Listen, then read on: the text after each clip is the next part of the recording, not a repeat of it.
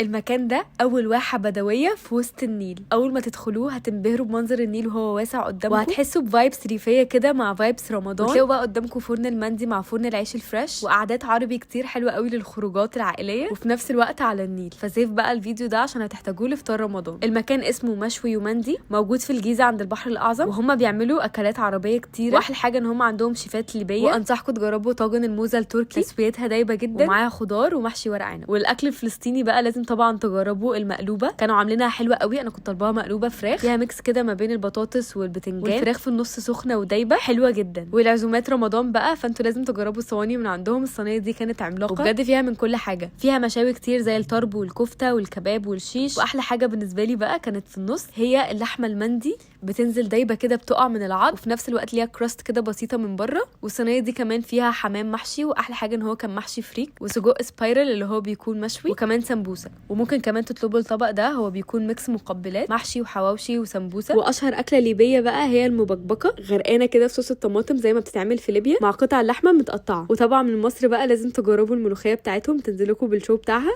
وبس كده. المكان قعدته حلوه، بيشغلوا كمان هناك الماتشات ومسلسلات رمضان، وعاملين فايبس حلوه قوي، فيها كمان كيدز اريا، والمكان واسع فهيبقى مناسب قوي للفاميليز. جربوه قولي لي رايكم.